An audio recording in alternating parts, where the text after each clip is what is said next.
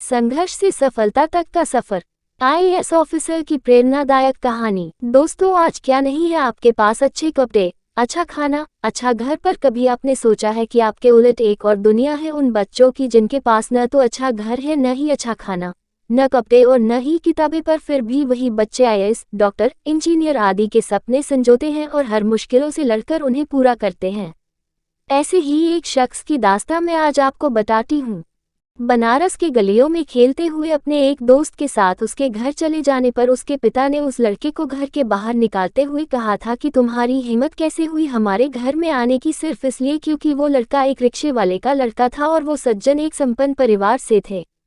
वो बात उस लड़के को उस वक्त समझ में नहीं आई क्योंकि उसकी उम्र मात्र 12 वर्ष ही थी। एक दिन एक सज्जन से उस लड़के ने ये बात पूछी डाली। उन्होंने कहा कि बेटा, तुम्हारा जो कार्य या बैकग्राउंड है उस कारण उन्होंने ऐसा कहा। सज्जन ने भी जवाब उसे नादा समझ कर ही दिया था, पर लड़के ने तुरंत दूसरा सवाल किया, बैकग्राउंड कैसे बदलते हैं? सज्जन ने कहा, बैकग्राउंड या तो आपके पिता की आर्थिक स्थिति में परिवर्तन बदल सकते हैं या फिर तुम कोई उच्च पद हासिल कर लो तो। इस देश की सर्वोच्च सर्विस कौन सी है? बच्चे के सवाल में दर्द और हौसला साफ साफ झलक रहा था। बेटा, अगर तुम आईएएस बन जाओ तो उससे बड़ी सर्विस नहीं है।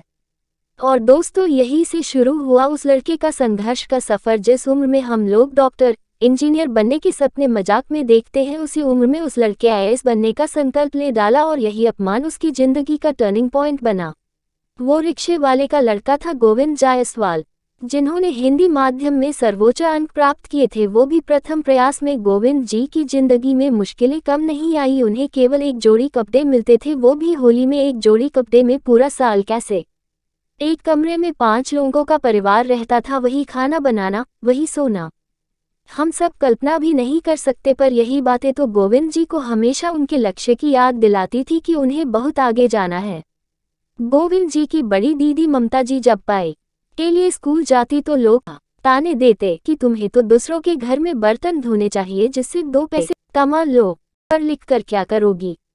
गोविंद से कहते कि कितने बड़े बनोगे तुम, 2 रिक्शा ज्यादा खरीद लोगे, खुद भी चलाओगे और दूसरों से भी चलवाओगे। ये बातें गोविंद जी को बहुत अंदर तक जख्म दे जाती थी, पर वो कर भी क्या सकते था? या तो उनसे लड़े या फिर उसी ऊर्जा को अपने लक्ष्य पर लगा दे। गोविंद जी की पढ़ाई खत्म हुई, अब उसे दिल्ली जाना था, पर संघर्ष अभी भी उसी तरह था। पिताजी ने उसके खर्चे के लिए अपनी एक पुरानी जमीन बेच दी ताकि उनका बेटा ठीक से तैयारी कर सके। दिल्ली पहुंचकर भी गोविंद की मुश्किलें कम नहीं हुई। एक बार तो गोविंद जी खाने का पैसा केवल 150 रुपये ही बचा पाए था। उन पैसों में संभव नहीं था कि वो दोनों टाइम की चाय भी पी सके।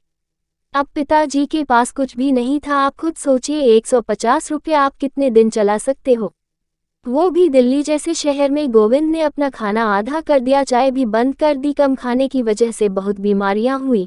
वह बहुत कमजोर हो गई, पर सिर्फ शारीरिक रूप से, हौसलों से तो और ज्यादा मजबूत होता जा रहा था। मुख्य परीक्षा उत्तीर्ण करने के बाद अब इंटरव्यू के लिए अच्छी ड्रेस और जूते चाहिए थे।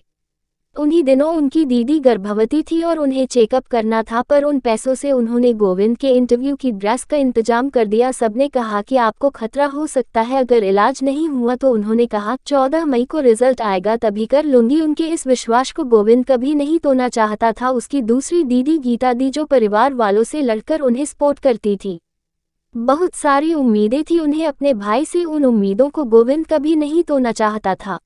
रिजल्ट आने के पहले उसके पिताजी की तबीयत बहुत खराब हो गई, पर उनका बेहतर इलाज करने की क्षमता अब नहीं थी क्योंकि सब कुछ गोविंद की पढ़ाई में पहले ही लगाया जा चुका था। आज भी पिताजी की बात को याद करके उनके आंखों में आंसू आ जाते हैं। जब उन्होंने अपने रिक्शे बेचते हुए कहा था, सबके पास तो 3 लाख होते हैं, तो क्या हमारे पास 2-3 रिक्शे हैं? वो तुम्हारे ही तो हैं, उन्हें ही बेच देते हैं।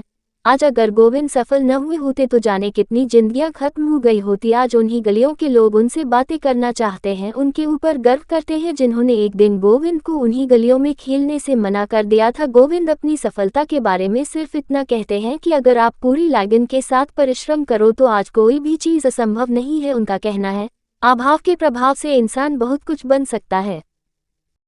दोस्तों, अगर वीडियो अच्छी लगे एक लाइक कर देना, चैनल को सपोर्ट करके सब्सक्राइब करिए। Thank you.